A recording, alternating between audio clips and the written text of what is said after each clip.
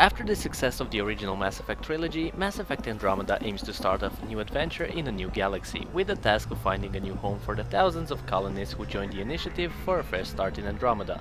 You play as Scott or Sarah Ryder, taking over your father's attributions as a pathfinder and setting course for new locations to discover and colonize in the new galaxy. Technologies. My first real mark in Andromeda, and I have you to thank.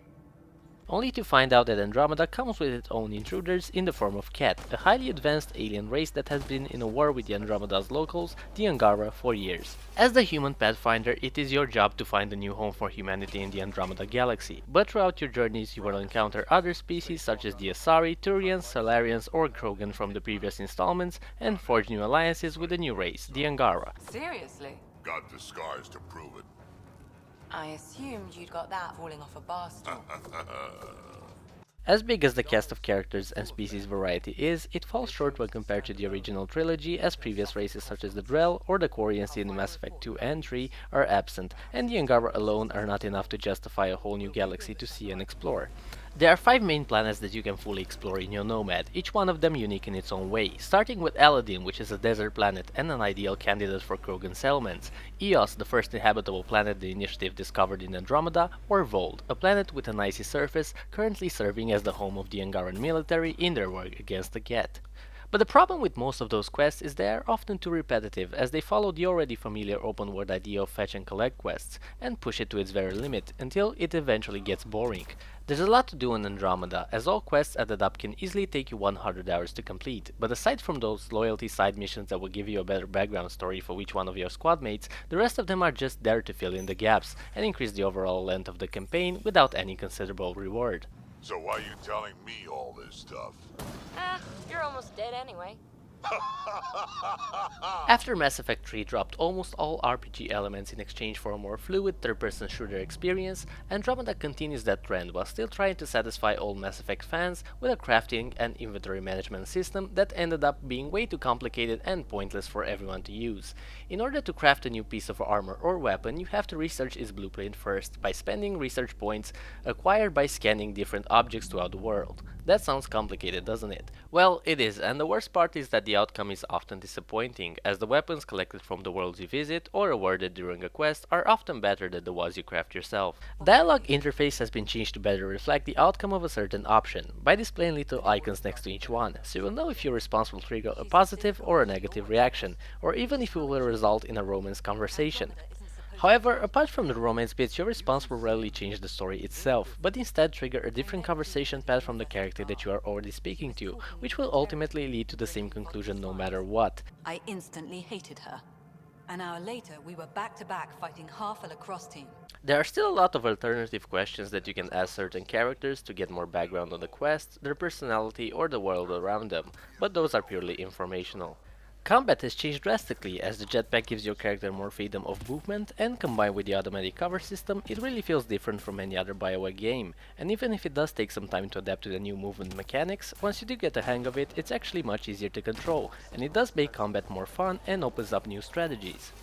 The same cannot be said about your squad, as you can no longer give specific commands to each squad mate, so you are limited to movement commands only, which compared to the original Mass Effect trilogy, where you could issue specific commands to use a skill at any given time for each character, this comes as a huge disappointment in Andromeda, as squad management is no longer important.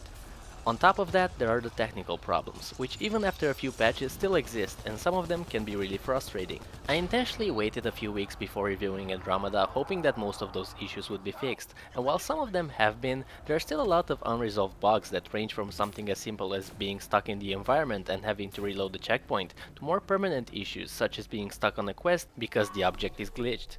An issue that I still have to this day on the quest about the Asari Ark.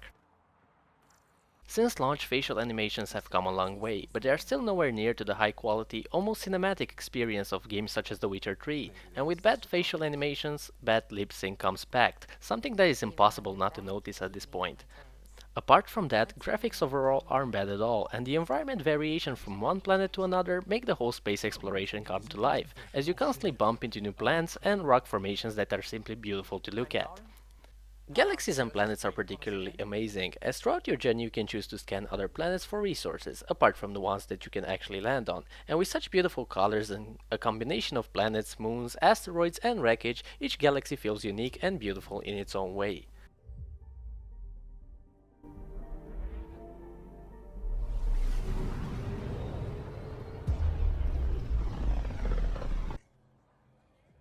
Andromeda doesn't feature any mainstream actors from the TV or movies media like the original trilogy, as most of the cast is made up of people only known in the video games industry, with Frida Wolf and Tom Taylorson taking the lead as Sarah or Scott Ryder, while other actors such as Jules Jung, Natasha Hatenki, or Gary Carr complete the rest of the Tempest crew.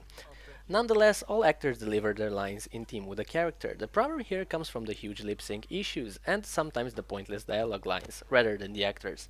Overall, the sound quality is what you would expect from a major AAA video game, and the soundtrack does a decent job keeping up with the action. However, no track comes anywhere close to the tunes from the original trilogy, such as the credits song from Mass Effect 1 or the Earth song from Mass Effect 3. I've got a Krogan.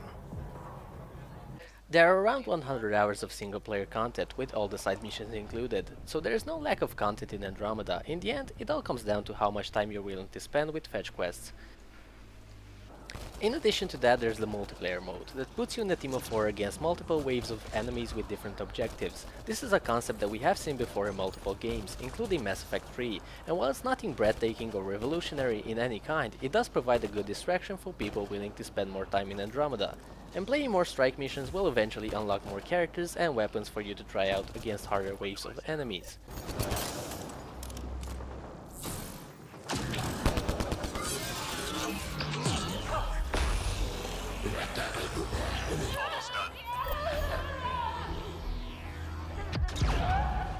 Mass Effect Andromeda is still a good game for many reasons, but when compared to the high standards imposed by its predecessors, it falls short in a lot of categories. However, treated like a game without any comparisons to previous installments, there's still a lot to do in Andromeda, and exploration and combat are both equally fun. Just beware of the technical difficulties for the meantime. I can't believe it. It's so quiet. We are one. This is all ours now.